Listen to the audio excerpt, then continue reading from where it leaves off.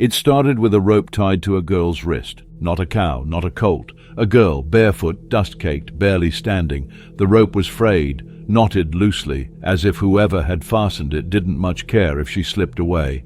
But she didn't try. She stood still, silent. Her dress torn and stained, a faded blue once made for church maybe, now clinging to her like sorrow. She looked no older than 19, with tangled hair clinging to her cheek and a blankness in her eyes that didn't scream for help, but somehow asked for something even deeper. Silas Ward hadn't planned to come to town that day, let alone walk into something like this. He hated the noise of it all, drunken bartering, the slap of leather boots on hard pan, the metallic ring of hammers striking steel. He came because he needed a horse, nothing more.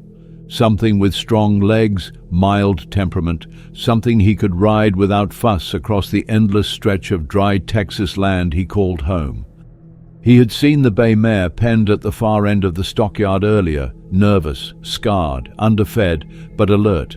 He thought he might swing back, bid low, maybe take her home. He didn't expect to see the girl beside her. The man holding the other end of the rope was leaning against the corral post, half-empty bottle in one hand, mean grin in the other. His shirt was stiff with sweat and dirt, the sleeves rolled unevenly, one side torn where a cuff had likely been ripped away in a scuffle. The way he swayed, the way he shouted, he didn't even look at the girl when he spoke. "Dumb one this," he barked to no one in particular, eyes glassy. "Ain't right in the head, can't talk, can't hear neither. Came from my first wife, God rot her. Girl just stares, but she don't sass, don't beg, cleans up, cooks a little. Might be of use to someone with low expectations." A few men laughed, the kind of laughter that doesn't warm a body but curdles the air. One of them spit, brown tobacco hitting the dust with a splat. Another muttered something about livestock laws. The drunk went on, louder now. "I'll throw her in with the mare. Horse won't load, she won't talk. Hell, maybe they belong together." Silas turned to go. He wasn't a man moved by much. He'd seen death and worse during his time. He knew what hunger looked like, what cruelty did to a soul. He had no use for other people's problems, especially not ones wrapped in silence and sold with a bottle. But then, something stopped him. A pause. A sensation like a brush of wind against skin that shouldn't feel wind. He turned. The girl was staring at him. Not wide-eyed, not pleading, just watching. Her gaze didn't waver, not hopeful, not afraid, but direct, like she saw through the layers of his stillness and reached something underneath. She didn't speak, of course she didn't, but in that moment he felt spoken to, as if someone had lit a match inside his chest, just enough to notice how dark it had been. He walked toward the corral. The dust shifted under his boots. The mare pawed the ground, muscles twitching, ribs moving like bellows under her bloody hide. The girl didn't move. Her shoulders rose and fell with shallow breath. She stood straight but not stiff, not resigned, just waiting, like she knew exactly what was about to happen. "How much for the horse?" Silas asked, voice low. The drunk squinted. "That one. She's barely worth her hay. I'll cut you a deal. Horse and girl, same price." Silas stared at him, then past him, back to the girl. He didn't speak for a long time. Somewhere behind him, someone scoffed. "You buying a horse or building a harem, Ward?" Silas ignored the voice, reached into his coat, counted out coins. The exact amount he would have paid for a good, healthy horse, more than either of them were technically worth. He placed them into the drunk's open palm. The man chuckled, greedy fingers closing around the silver. "She's yours now," he said. "Don't say I didn't warn you." He yanked the rope, half-hearted, more for show than control. The girl flinched, not from pain, but like someone remembering something old and sharp. Silas stepped between them, loosened the knot from her wrist, let the rope drop to the dirt. The girl didn't run, didn't cry. She just stepped forward, slow, bare feet brushing the hot ground like she'd forgotten how to lift them properly. She followed him as he led the horse out of the pen, moving like someone who knew exactly where she was going, even if she'd never seen it before. Her shawl clung to her shoulders, thin and frayed. She carried nothing. They reached his wagon. He opened the back, motioned with a tilt of his head. She climbed in, folding into the corner without a sound, like she had always lived there. As he turned to take the reins, he felt a tug, barely there, a touch to his coat. He looked down. Her fingers were on his sleeve, small, calloused, steady. She didn't look at him. Her eyes were on the hills, but the message was clear. She wasn't his problem. She had chosen him. The wagon wheels groaned under the weight of the road as they rolled away from town, the last threads of sunlight burning low on the horizon. Dust clung to every surface. Wagon spokes, boots, the bay mare's matted coat, and the girl huddled in the back bed with nothing but her shawl and silence. Silas Ward didn't speak as he held the reins. He rarely did, but tonight the silence didn't feel like his own. It was shared now, stretched taut between two strangers who had never exchanged a word, but somehow had already crossed something deeper. The girl hadn't looked back once, not at the corral, not at the drunken man still laughing into his bottle, not at the crowd that had treated her like an object no more valuable than a broken saddle. She didn't glance behind, only forward, her eyes fixed on the vanishing sun, as if it might offer direction. Every so often Silas caught her reflection in the iron-rimmed mirror nailed above the seat, her face unreadable, not afraid, not hopeful, just present, the kind of stillness a person carried after they'd run out of places to go and things to lose. They traveled for hours, past scattered cottonwoods and dry creek beds, past shuttered houses and smoke trails from long-dead fires. The horse limped gently, its uneven gait the only rhythm in the quiet. A coyote howled in the distance once, sharp and wild, but neither of them stirred. Silas hadn't been this close to another human for more than an hour in months, maybe longer. Yet her presence didn't feel like intrusion. It felt like something else, like the part of silence that listens back. As dusk fell to darkness, he stopped the wagon near a ridge and stepped down. The mare needed water. He brought a dented pail to the stream trickling through the weeds and filled it. When he returned, the girl had not moved. She sat curled beneath the wool blanket he had tossed her earlier, her knees drawn up, her bare feet tucked under her. She wasn't asleep, but she wasn't watching him either. Her gaze had settled on the stars, as if reading a language too old to speak aloud. He placed the water near her. She didn't reach for it, didn't flinch, just offered the slightest nod, slow and deliberate. Silas sat back on the wagon bench, stretched out his sore knees, and let the night wrap around them like a worn coat. He didn't ask her name. He didn't speak at all. Words felt unnecessary here, as fragile as breath in frost. Whatever had happened to her before this day, whatever she'd endured, wasn't something to be repaired with questions. Some things were too old to retell. The road home twisted through valleys and ghost towns, places where the wind moved like a story half told. Somewhere after midnight the mare slowed. Silas recognized the bend in the road, the outline of the ridge, the splintered fence post he'd never bothered to fix. They were close now. As he urged the wagon forward, he glanced back once, just once, and saw her staring at him. Not searching, not asking, just seeing him. He didn't know why it made his throat tighten, why it felt like something pressing gently on old bruises. When the cabin finally came into view, its shape no more than a shadow against the rising moon, he pulled the wagon to a stop and climbed down. The bay mare stumbled as she dismounted. He steadied her, then turned toward the girl. She had already uncurled herself, standing with her shawl clutched tight. Her feet touched the ground like memory, not fear. He expected hesitation, maybe a pause, a backward glance. There was none. She stepped down from the wagon like she'd been here before in another life. He led her to the front steps. The porch creaked under his weight.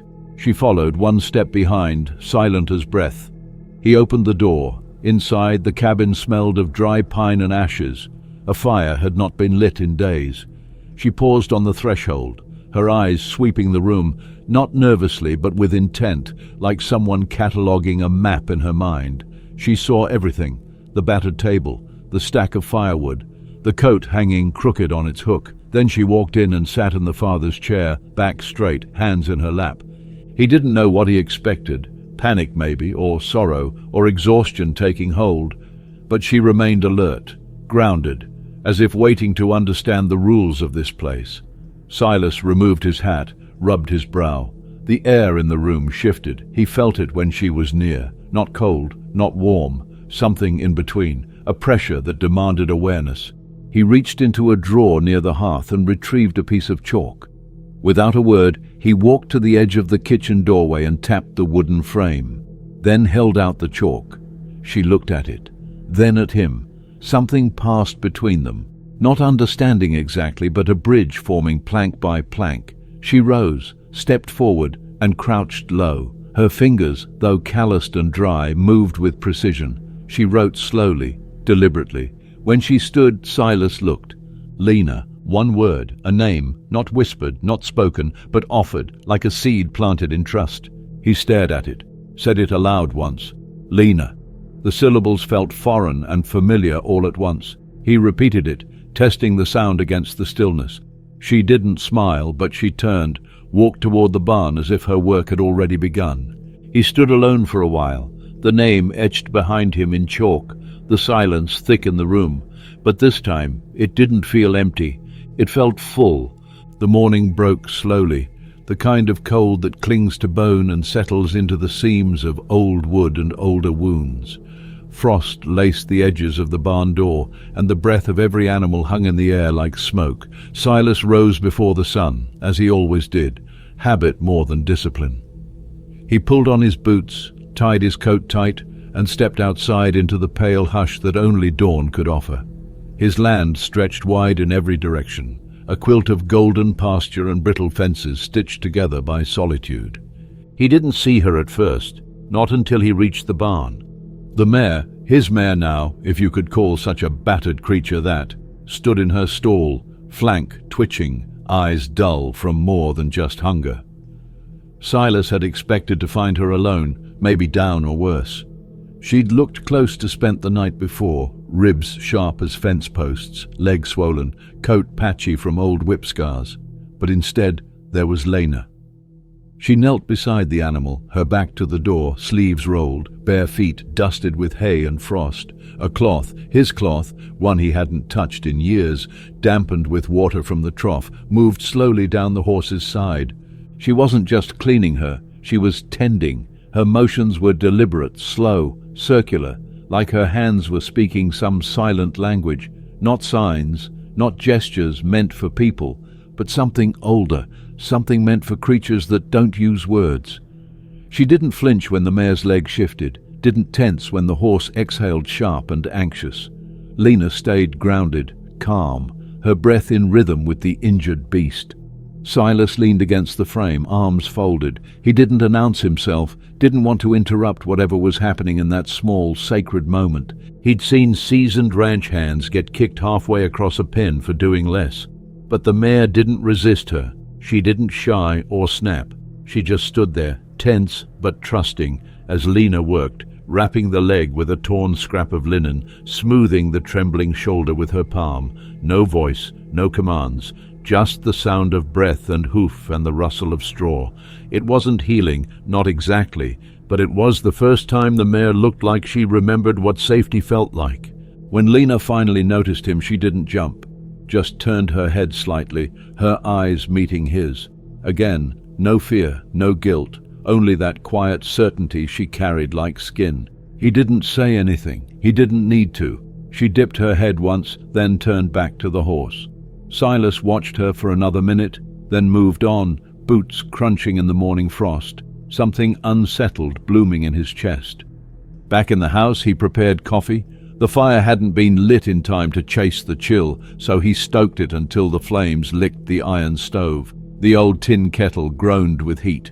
He pulled down 2 cups, paused, then set them both on the table. She walked in as the kettle hissed. He didn't call her. Somehow she knew when the room was ready. She sat across from him, eyes steady. Still no words, still no sound. He pushed the cup toward her. She wrapped both hands around it, letting the steam touch her face. It was the closest she'd come to looking at ease since she'd stepped into his life. After a while, he stood and rummaged through the drawer again, pulling out the same stub of chalk she'd used the night before. He tapped the wall beside the table. She tilted her head, curious. He held out the chalk. "Tell me what you see here," he said, his voice low, unsure. He wasn't asking for secrets. He wasn't asking for stories. Just something, anything, to understand who she was behind all that stillness. She took the chalk slowly, then crouched beside the wood panel. This time she didn't write her name. Instead she drew something, a line first, then a circle, then smaller shapes within it. Her movements were fluid, thoughtful. When she stepped back, Silas squinted. It was a sun, partly hidden by the horizon, with long threads of light reaching outward. Below it, short marks like grass or wheat or some other growing thing. Simple, beautiful, true. He didn't say anything. He didn't know what to say, but when he looked back at her, she was already watching him. Not smiling, but lighter somehow, like she'd placed something of herself in the open and didn't need it to be explained or returned. From that morning on, she worked the ranch without waiting to be told. She swept the floorboards, fetched water, cleaned the tack room where his saddle had been gathering dust. Everything she did with quiet efficiency, not rushed, not seeking praise, just doing, like the rhythm of the land had already been living inside her, waiting for a place to match it. At the end of each day, Silas would leave a new piece of chalk on the table. She would write a word, sometimes two, never more than that. Wind sharp, bird gone, dog limping. Small things, but each held more awareness than most people ever said aloud. And each time he'd find himself reading them more than once, as if searching for meaning she hadn't written, but had somehow left there all the same. He had brought her here thinking she was deaf, maybe broken, maybe burdened. But it was clear now, she wasn't less. She was more. She saw things, felt things, heard, not with ears, but with her entire being. And for the first time in years, the silence in his home felt different. Not hollow, not heavy, just real, just hers, just enough. The storm began like they always did in that part of Texas, quietly, deceptively. The sky that morning was wide and open, the sun already burning low across the prairie, and the air held that thick, motionless weight that only came before something big. Silas felt it when he stepped out to mend the broken fence line near the east pasture.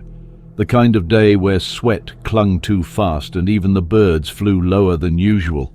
But he didn't think much of it. He'd lived long enough under that sky to know when to worry, or so he believed.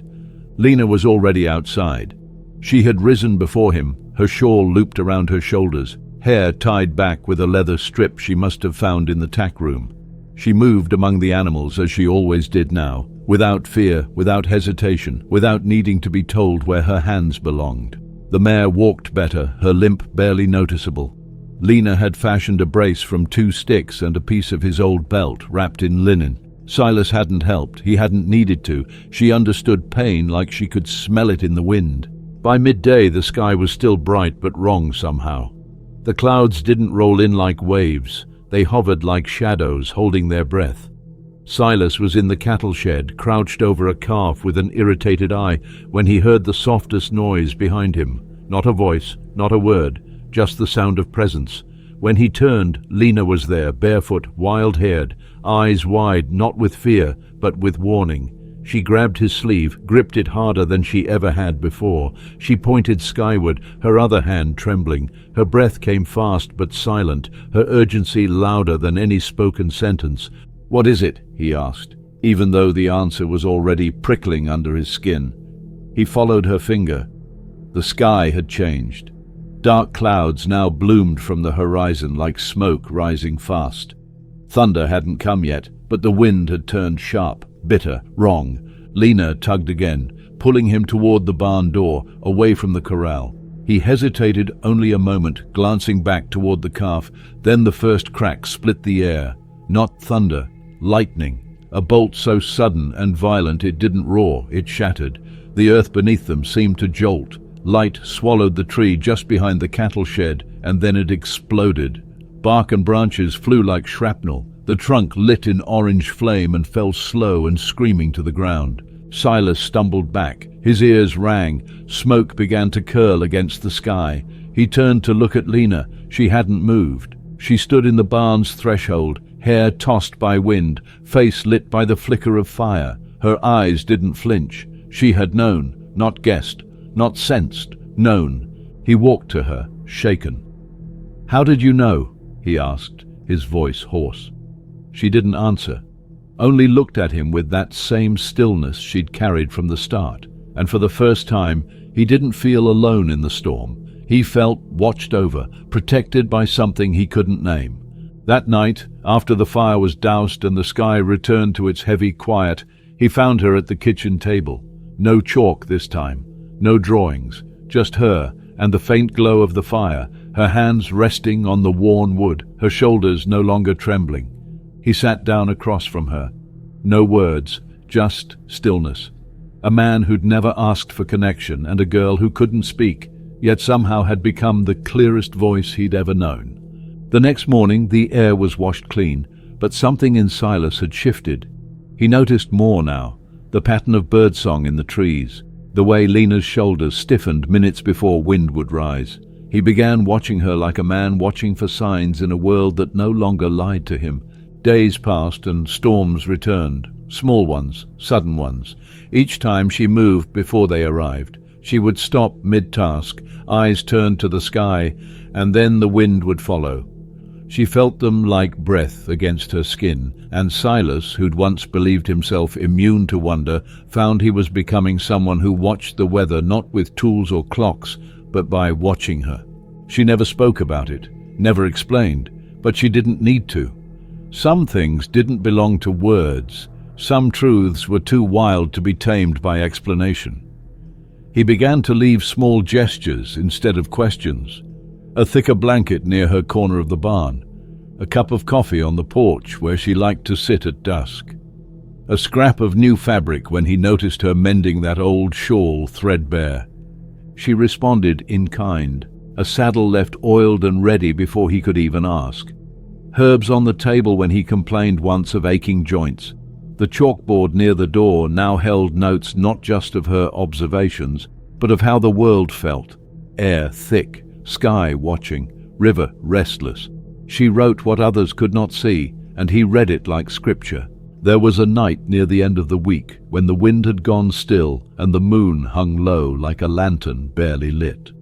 Silas stood on the porch, mug in hand, thinking of the tree that had burned, the lightning that had fallen, the girl who had pulled him free. Lena stepped beside him.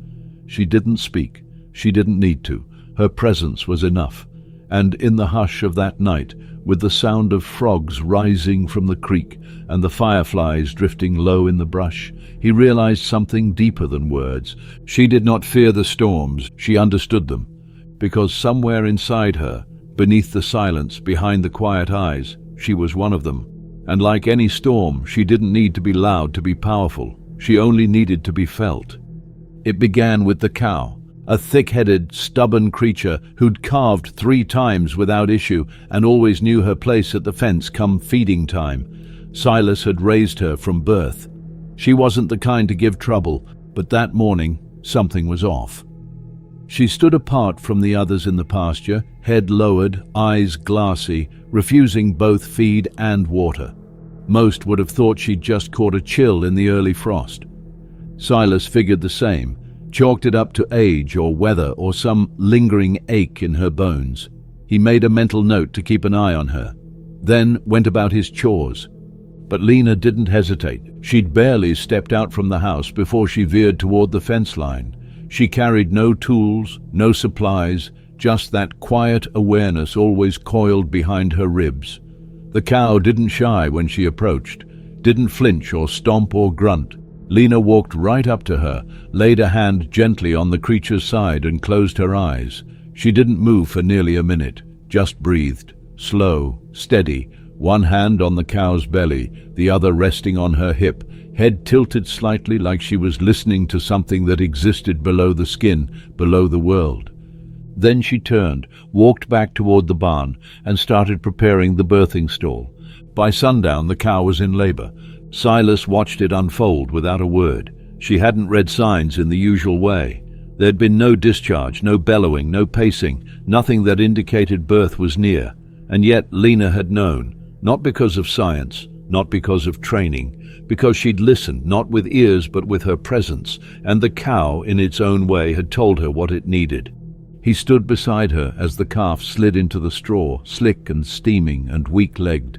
Lena wrapped it in rags before Silas could reach for the bucket. She whispered, not words, not names, but a hum of breath and rhythm. Her fingers moved gently over the calf's coat, drying it, warming it, guiding it into the world like it had always belonged. That night, Silas sat on the porch long after the animals had quieted.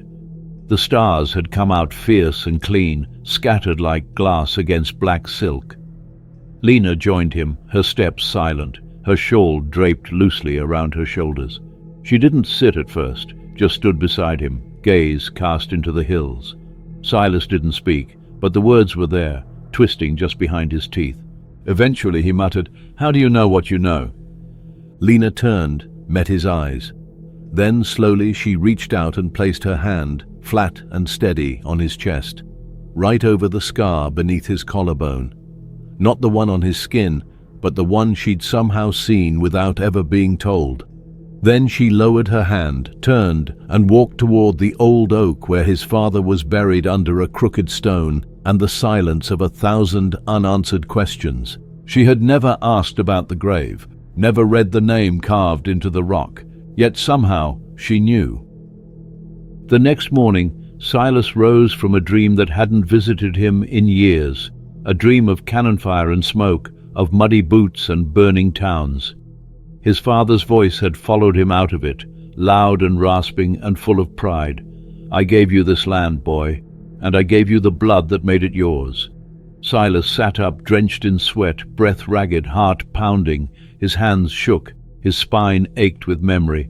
And there she was, sitting in the rocking chair near the hearth, Lena, awake, still.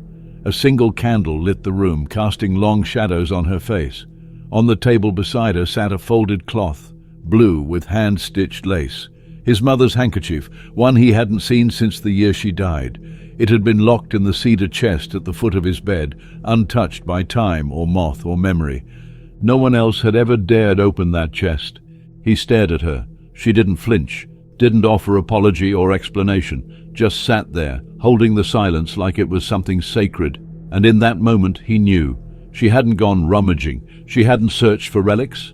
The handkerchief had come to her the same way the calf had, the same way the storm had, the same way she knew what weighed inside his chest when the world was quiet. She could feel pain, not just her own, everyone's, like it bled through the walls and the ground and the air until it reached her. And instead of turning away, she listened. He crossed the room slowly, knelt beside the fire and looked into her eyes. "I never told anyone," he said. "Not about the land, not about what my father did to keep it, not about what I had to do to hold it." Lena didn't respond with sound. Instead, she lifted his hand and pressed it against her own chest, steady, warm. And for the first time, he realized what he was feeling wasn't just silence, it was forgiveness. In the days that followed, Silas found himself watching her more closely, not with suspicion, but with awe. She never pried, never demanded, but she moved through the ranch like it breathed through her. She knew when the chickens would lay, when the dog's limp meant more than a bad night's sleep, when the water in the well would taste like rain or like dust. She never spoke of what she felt. She didn't need to. He saw it in the way her hands paused over injured things, in the way her eyes followed shadows before they fully arrived. Then came the night he broke down. He'd had too much whiskey, too much guilt. The weight of the past pressed hard. He sat on the back steps, staring out into the endless dark, muttering nonsense, bitter with regret. Lena appeared behind him. She didn't sit, she didn't touch him. She just stood there, and in her stillness he let go. Words tumbled out of him, raw and cracked, about the land taken from others, about promises made by men who'd never paid the cost, about his father's legacy and the blood it had soaked into the red Texas clay. When he finished, his throat burned and his hands trembled. She stepped forward, placed her hand on his shoulder. No judgment, no fear, just recognition. And in that moment, he didn't feel cursed. He felt understood. It started with a whisper, not from Lena, not from Silas, but from town. a place that rarely gave thought to anything beyond its own small concerns. The blacksmith's wife was the first to speak it aloud, over folded laundry and a boiling kettle. "That girl stares too long at the cattle," she muttered, more to herself than to the neighbor woman across the yard, like she knows which one will fall next. The other woman, busy snapping beans, didn't respond, but she paused just long enough for the seed to take root. A few days later, it was the preacher's son who added more fuel. He'd seen Lena pass by their gate, carrying a basket of herbs and cloth, and whispered to a friend that their goat, one she'd gently touched the week before, had given birth too early. "That ain't natural," he said with the certainty only the ignorant possess. She didn't say nothing, just laid her hand on its side like she was listening to something no one else could hear. The town had never truly welcomed Lena, though most had kept their distance more out of habit than hostility. She came into town rarely, only when Silas sent her for flour or sugar or thread, and when she did, she walked quietly, eyes low, never begging attention. She'd stand in line with her basket, her presence like a breeze through closed windows, barely noticed but undeniable once felt. Now they noticed. A woman pulled her child closer when Lena passed. An old man at the post office spit near her feet, not aiming directly, but close enough to make his intention clear. She didn't react. She never did. Her posture remained calm, her movements exact. But Silas saw the way her fingers gripped the edge of her basket tighter than usual, the way her steps grew more measured, like she was trying to take up less space, to become invisible, to not stir the ground more than necessary. He didn't ask her about it. He knew she wouldn't explain. She had no use for words people wouldn't hear anyway. But everything changed the day the fever came.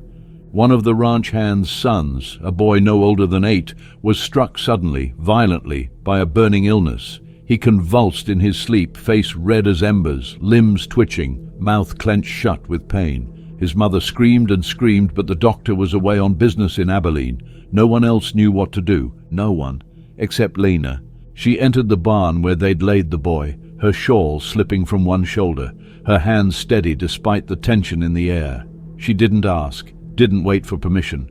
She simply knelt beside the cot, placed one hand on the boy's chest, the other on his forehead, and closed her eyes. She didn't pray, she didn't hum, she listened. Then she stood, walked outside, and plucked 3 types of herbs from the drying racks Silas had hung weeks ago: lavender, feverfew, rabbit tobacco. She boiled them together in the old tin kettle and brought the steeped cloth back to the boy. She didn't force it down his throat, just laid the warm compress on his chest, pressed another to his brow, waited. By sunrise he was awake, weak, quiet, but sitting up, blinking at the light. His mother cried so hard she shook. She grabbed Lena's hand, held it between both of hers, trembling with gratitude. But the next day she was seen whispering at the well. She didn't ask a single thing about his symptoms, she told the woman beside her. Didn't check his throat, didn't take his pulse, nothing. She just knew. How did she know? The whisper became a hum, the hum became a murmur, and the murmur became fear. 3 days later, 8 people arrived at Silas's gate, boots thudding against dry ground, torches in hand, not lit but carried like threats waiting for permission. They didn't shout, they didn't spit. They stood in a line like a jury already decided. The oldest among them, Mr. Withers, stepped forward, a bitter man with a stiff back and a daughter who hadn't spoken to him in 20 years. "We want her gone," he said. No preamble, no greeting. "That girl hears things she ought not to." Silas stepped out from the barn, arms crossed, his beard unshaved, his shirt damp from morning labor. "She's mute," he said simply. "That ain't the same as deaf," Withers snapped. "She sees storms before they break. Talks to animals like they talk back. You seen it. A steer of mine dropped dead last week. She was the only one who touched it. I think she cursed it." "You think she cursed a steer?" Silas said, his voice calm, deadly quiet. "Or maybe you just never looked at the signs before it dropped." Another woman stepped forward. "Maybe she's the one who made that boy sick, just so she could fix him and look like some kind of healer." Silas didn't flinch. He didn't raise his voice. He didn't threaten. He didn't need to. "She's the only person I know," he said, "who listens, not with ears, with her hands, with her breath, with her whole damn soul." They didn't move. Not yet. The torches hung in their fists like slow-burning doubts. Silas took one step closer, boots sinking slightly in thawing mud. "I've lived 35 years on this land, and I can count on one hand how many people have truly heard me. Not just my words, my silence, my grief." She did, without saying a single thing.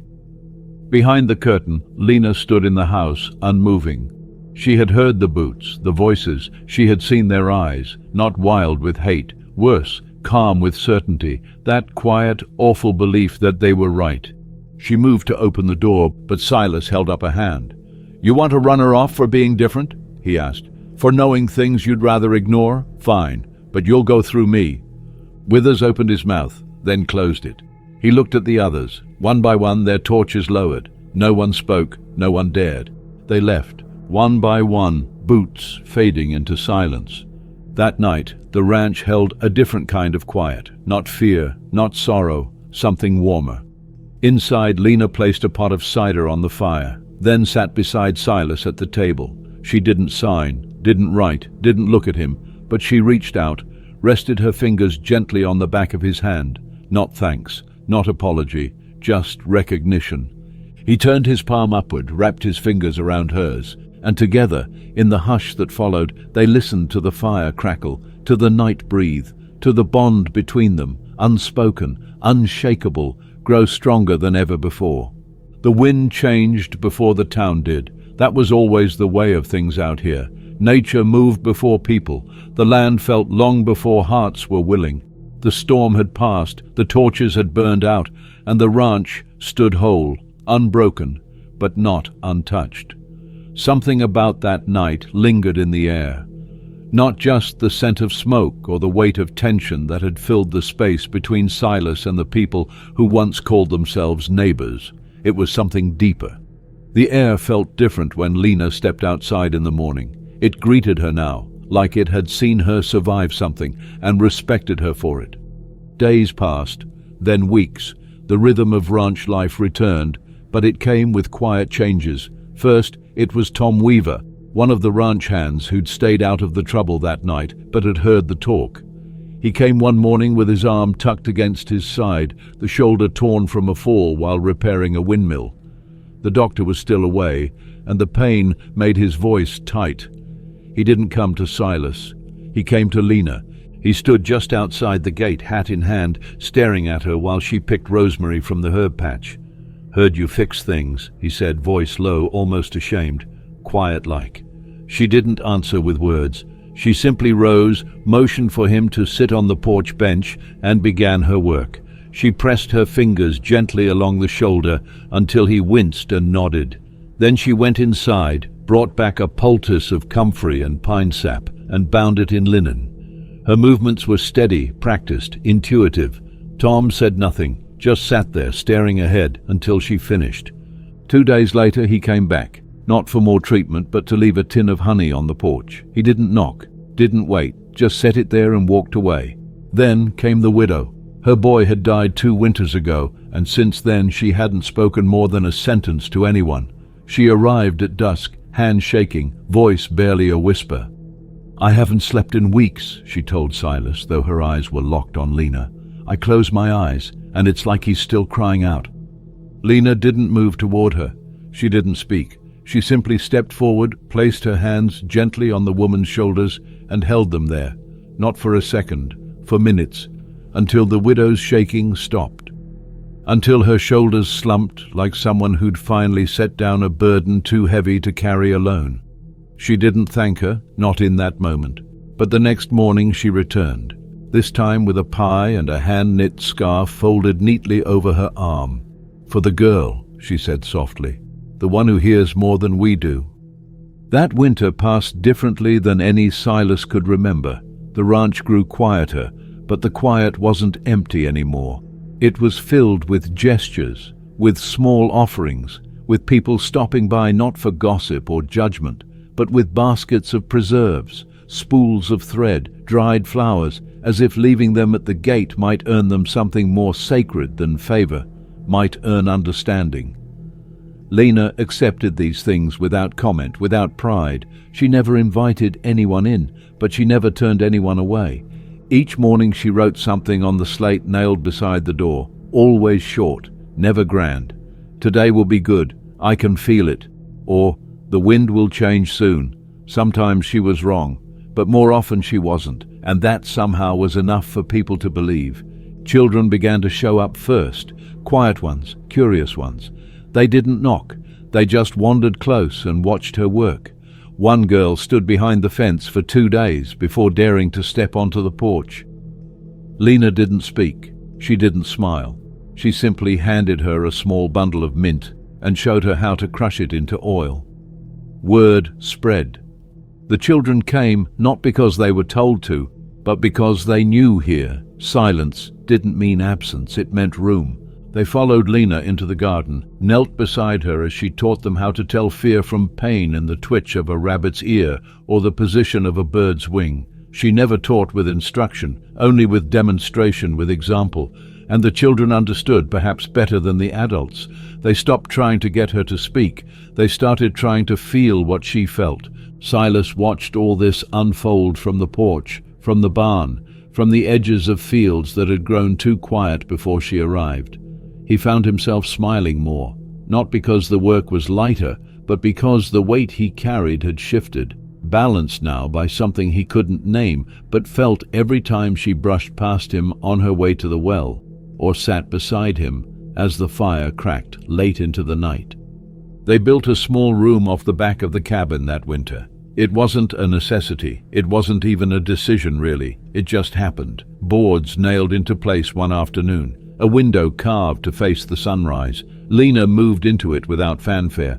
She furnished it with simplicity, a chair, a table, her shawl folded over the backrest, dried herbs hanging from the rafters. It became hers, and yet it belonged to them both. In the evenings they would sit in silence by the fire. Sometimes he would bring out an old harmonica, let the notes drift across the room like smoke. She would close her eyes and sway, her fingers resting lightly against the arm of the chair, as if feeling the shape of the song. One night he turned to her, his hands trembling slightly, and spelled out a sentence in shaky sign. "You make this place full." She stared at him for a long moment. Then she reached out, touched her fingers to his lips, soft, light, like brushing dust from stone. Not a kiss, but something older, a thank you, a confirmation. A way of saying, "I hear you too." It didn't matter that the town hadn't fully changed. Some people still looked away, some still muttered beneath their breath, but most, slowly, quietly, began to walk a little softer when they passed by. The harshness in their eyes dulled, replaced not with understanding perhaps, but with a kind of reluctant reverence. Because Lena wasn't trying to be heard, she was simply listening, and the world slowly began to listen back. The storm came fast, not the kind that brewed for days, not the kind that warned you with a slow curl of cloud and a change in the scent of the air.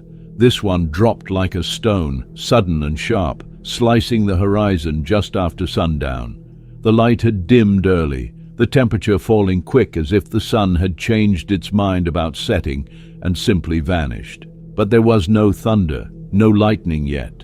Just that unnatural silence that wrapped around the trees like a held breath. It was the kind of quiet that didn't settle you. It pressed against your chest like a question you didn't want to answer. Silas had been asleep in the chair by the hearth. The fire was low, the room full of warmth and smoke, and the subtle crackle of settling wood. He'd spent the entire day mending fences after a trio of yearlings had tested their limits again, and his bones were stiff from the effort. Lena had been outside near dusk, tucking pine needles into the coop, moving with that patient purpose she always carried. He hadn't noticed her come back in, hadn't heard the door creak or the floorboard shift, but he felt her hand on his shoulder, light, urgent, and when he opened his eyes, she was standing over him, coat in hand, eyes already pointed toward the barn. She didn't speak, she didn't need to. The way her fingers moved, fast and deliberate, the way her shoulders stiffened, it was enough. Silas grabbed his boots, pulled on his coat, and followed her into the dark. Outside, the wind had turned. It wasn't loud, but it had that strange texture, like it was pushing rather than passing, full of friction, full of warning. The clouds overhead weren't rolling, they were spinning, crawling across the sky like something alive. The moon was gone, hidden behind a thick, shifting veil. The air smelled like metal and river rock and something sour underneath. Lena moved quickly, not rushing but without hesitation. She knew exactly where to go. Her hand found the latch on the barn door and flung it wide. Inside, the horses were in chaos. The mare kicked at her stall door, wild-eyed and sweating. The foal screamed once, sharp and short, then retreated into the corner. Even the ox, old and slow and unbothered by most things, was bucking at the back gate. Silas had never seen them this rattled. He stepped forward to calm the mare, but Lena was already moving. She didn't touch them right away. She simply walked through them, slow and steady, letting her presence speak before her hands ever did. One by one, the animals quieted, not stilled, but watched her, followed her. She laid her palm against each of their flanks, her breath moving in rhythm with theirs, and somehow they listened, not just obeyed, understood. Then came the sound, a loud, slow groan above them, wood bending, nails slipping. Silas looked up, saw the north beam shudder under pressure. The roof was losing its hold. He stepped back. "We need to move them," he said, louder than he meant to, his voice swallowed by the wind now punching through the gaps in the walls. Lena was already there, guiding the mare out first, then the others. She didn't run, she didn't panic. Her hands signed something quick and sharp. Roof, fall, now. They didn't have time for more. The last horse had barely cleared the threshold when the beam split with a crack like a gunshot. The roof caved in, dragging half the wall with it. A cascade of shingles, hay, dust and timbers came down in a deafening crash that shook the ground under their boots. Silas grabbed Lena's arm, pulled her away just in time as a beam landed where she'd stood moments before.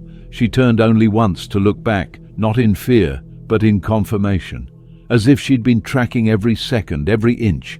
They stood in the cold, the animals trembling behind them, the barn half collapsed and still moaning under the weight of what had fallen.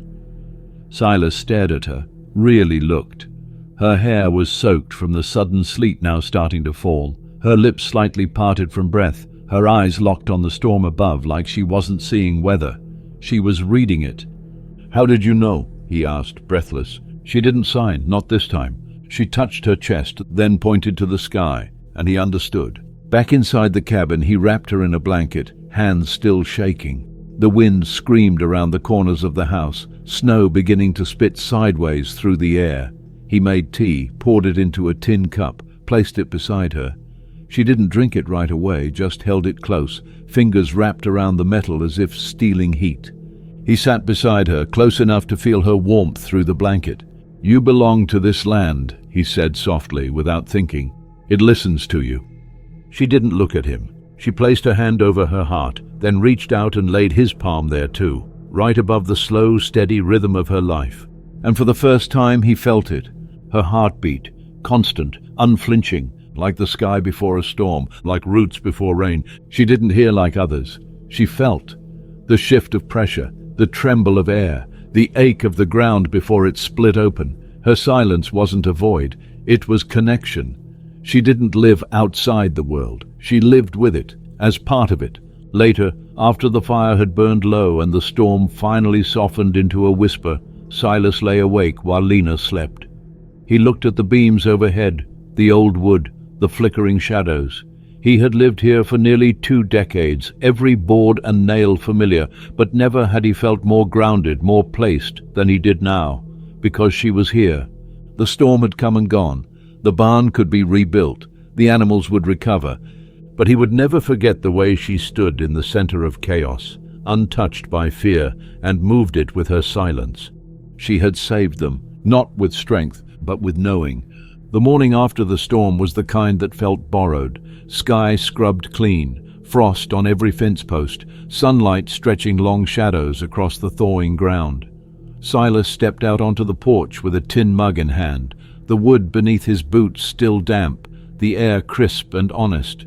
The wreckage of the barn was clear from where he stood, a pile of collapsed timber and scattered hay.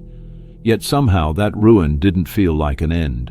It felt like something else entirely, like the aftermath of a test they hadn't known they were taking and had passed by the grace of something wordless and unseen. Lena was already outside, her shawl trailing behind her, sleeves pushed up as she gathered what could be salvaged from the barn. She moved differently now, not with more purpose. She'd always carried purpose like a second skin, but with certainty. Her feet didn't hesitate, her eyes scanned and calculated with unspoken command. The horses grazed nearby, calm again. The foal, still skittish, nuzzled its mother's side. When Lena approached, it didn't flinch. It stepped toward her. Silas watched all of this in stillness. The moment clung to him like dew, quiet, ordinary, yet wrapped in something sacred. He remembered the storm, the way she had known, the way she had guided them all out of danger like the wind had whispered her name, and she'd understood its warning. He couldn't stop thinking about it, about her, about the language she spoke without speaking, the way she filled silence with something fuller than sound. That day, while she sorted usable planks from broken ones, he walked to town. He didn't say why, didn't leave a note. Lena didn't ask. When he returned, his shoulders were tight, his jaw set, his hands raw from gripping the reins. He didn't mention the conversation he'd had with the sheriff, about the land, the old claims, the whispers that refused to die. He didn't explain the looks, the questions, the weight that still hung on his family's name like a shadow that refused to lift. He only sat on the porch, staring out over the field, the mug cooling in his grip. Lena stepped up beside him, slow and deliberate. She didn't sit, she didn't touch him. She simply stood there, and he felt her presence like a balm. He didn't tell her what the sheriff had said. He didn't need to. She moved behind him, placed her hand gently on his shoulder, steady, certain, as if to say, "I already know." And somehow she did. He turned to her, voice low. "How did you know that I feel shame over this land? Over what my father did to keep it?" His throat tightened as the words left him. It was a confession, not an accusation. The kind of truth a man only offers when silence has worn his resistance thin. Lena didn't look away. She stepped closer, lifted his hand and pressed it to her chest, right over her heart. Then she walked slowly, deliberately, to the back of the property, to the old oak that marked his father's grave. She stood there, hands by her sides, eyes on the crooked stone. She didn't cry. She didn't bow her head. She simply acknowledged the place, the weight of it, the blood that had fed the roots. She had never read the name, never been told the story, but she had known. That night Silas couldn't sleep. He lay on the bed with one arm over his eyes, trying to keep the dream away, but it came anyway. It always did. Smoke, gunfire, men shouting names they no longer remembered. His father's voice cutting through it all, harsh and proud. "I gave you this land, boy, and I gave you the blood on it." He woke with a jolt, soaked in sweat, the taste of ash thick in his mouth. And there she was, Lena, sitting in the chair by the hearth, lit only by a single candle. The flickering glow kissed the edges of her face, casting soft shadows that made her look like something carved from wood and memory. On the table beside her, folded carefully, was a blue handkerchief, trimmed in lace, his mother's. It had been locked in a cedar chest at the back of the closet for over a decade. No one else had touched it. No one had even known it was there. He sat up, breath hitching in his chest. "How?" She didn't answer. She didn't even look at him. She rose, slow and soundless, walked to the door, and paused just long enough for him to understand. She didn't need to explain. She had felt it. Not the dream, not the memory, the weight. Later, when he joined her at the fire, she handed him a scrap of paper. Written in his own hand was a simple line he barely remembered scribbling hours before. "I want to hear your heart, if you'll let me listen with mine." She read it, line by line, not fast, not with tears, but with care. When she looked up, her eyes were wet, not with sorrow, but with recognition. Then she reached across the table and touched the place over his heart. Just once, just enough, and smiled, not politely, not in thanks, but like the sun cresting over the ridge after weeks of grey. like something that had been trapped inside her had finally come loose. After that night, everything shifted, not suddenly, not like the storm, but in slow, lasting ways. Silas started learning sign language. She didn't push him, didn't correct him, just showed him one sign at a time. Water, fire, thank you. He practiced every evening, his hands clumsy, his fingers stiff, but she was patient, and she never laughed. Only touched his hands when he got it right, guiding him like reins over a restless colt. He taught her to ride. Her first time in the saddle, she clung to the horn with white knuckles, but he walked beside her, speaking softly, even though she couldn't hear. She felt the horse's rhythm beneath her bones and matched it without fear. They built a new room onto the cabin, not out of necessity, but because they could. It became a place of quiet meals, of firelight and tea, of books they never read aloud, of glances that carried more meaning than most conversations ever could. And in that silence, something grew. Not just trust, but love, the kind that doesn't demand, the kind that knows. It began with a missing child. The frost had just lifted that Sunday morning, the first soft thaw after a hard stretch of cold nights. Church bells rang in the town, echoing over the hills with the sound of ritual and routine, and families moved through their chores with half their minds already on sermons and psalms. Among them was the Callahan family, a quiet, hard-working bunch who lived 2 ridges over from the edge of Silas's property. They had 7 children, the youngest of whom was a boy named Jesse. 7 years old, curious, wild with imagination, always chasing shadows and birds and anything that moved faster than he did. His mother called him her little dust devil, because he never seemed to stay in one place for long. That morning he didn't come back from feeding the chickens. At first they thought he'd wandered toward the brook behind the shed, maybe gone off to find stones again, or to watch the minnows like he always did. But minutes stretched into an hour, and when they found only one small boot near the tree line, panic bloomed like fire. The forest behind the Callahan farm wasn't deep, but it was tangled and wild and full of places a child could vanish into without a sound. By noon, half the town had gathered. Men shouting, dogs barking, mothers crying. They searched in lines, calling his name, combing the hills with sticks and lanterns. Someone mentioned a cougar sighted weeks ago. Someone else whispered about sinkholes. And someone, inevitably, said what many were already thinking. That strange girl might know where he is. Word traveled fast, faster than sense. And when Silas heard, he saddled his horse without a second thought. By the time he was ready, Lena was already standing by the gate. She hadn't been told. No one had ridden up, but she knew. She felt it, the way she always did. He looked at her, jaw tight, breath sharp. "A boy's gone missing," he said, though it wasn't news. She didn't flinch. She stepped forward, knelt in the dirt just outside the gate, and laid her palms against the ground. Not like she was praying, like she was listening. Her eyes fluttered closed, her brow furrowed. She leaned forward until her entire forearm pressed into the earth, the way she had once done when the fever took the ranch boy, or when the calf struggled to breathe in the early spring. Then she opened her eyes, stood slowly, and pointed west. Without a word, Silas followed. And behind him, others began to trail. First Tom Weaver, then 2 others from the search party who had seen her work before, who didn't know how she did what she did, but had started to believe that she could. They followed her for miles, through dry creek beds, over narrow ridges, past patches of thorn and shadow. She didn't second guess. She didn't stop. Every so often she'd pause to study a crushed leaf, a disturbed patch of moss, a place where the grass bent just slightly the wrong way. Then she would keep moving, like a thread being drawn forward by something the rest of them couldn't see.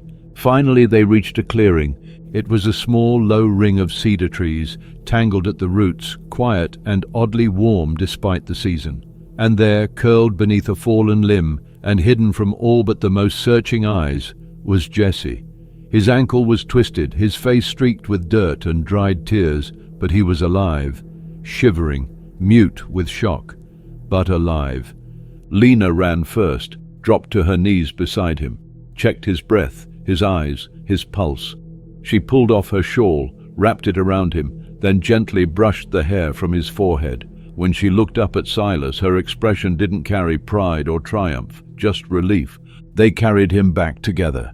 Silas took the lead, but Lena walked close behind, one hand resting gently on the boy's back, never letting go. When they returned, the crowd fell silent. The mother screamed first, a raw, broken sound that cracked through the air like thunder. She ran to her son, dropped beside him, weeping into his hair, rocking him gently, whispering prayers that tumbled out in gasps.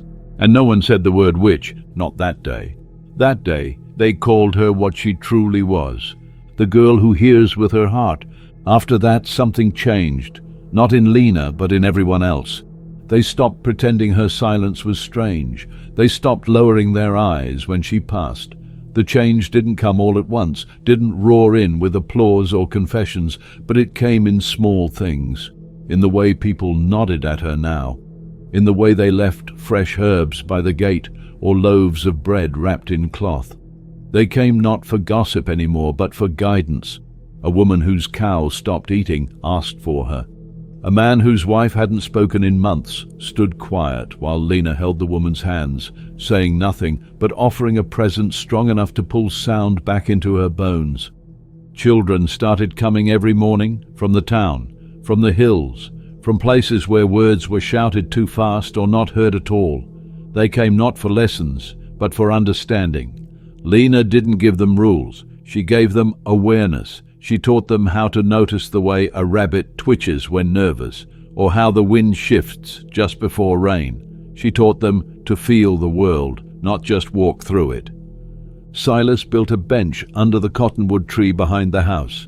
He didn't say why, but every evening they sat there, shoulder to shoulder, watching the sky fold into night. He poured her tea. She traced slow circles across the back of his hand with her thumb. Sometimes he played his old harmonica, just soft enough to stir the leaves, and she would close her eyes, lean her head on his shoulder, and let the sound ripple through her without needing to hear it. Then, one evening, long after the children had gone home and the sun had dipped low, Lena turned to him. She had learned a little speech over the years, not much, just enough to shape the lips of a thought. She preferred her hands, her silence, but this time she spoke. Her voice was soft, breathy from disuse, but clear. "I do not need sound," she whispered, "only you." Silas blinked. He didn't answer right away. His chest ached with something too full to name. When he finally spoke, his voice cracked just a little. "I hear you," he said. "Always have." They sat there until the stars overtook the sky, until the wind fell asleep in the grass, until the world around them quieted in a way that felt not like silence, but belonging. The next morning, Lena wrote a sentence in chalk across the slate by the door. She did it every morning now, a habit as familiar as firewood and coffee. That day it said, "The day will be kind. I feel it." And no one asked how she knew. They just believed her, because she was no longer the girl who couldn't speak or hear. She was the one who listened.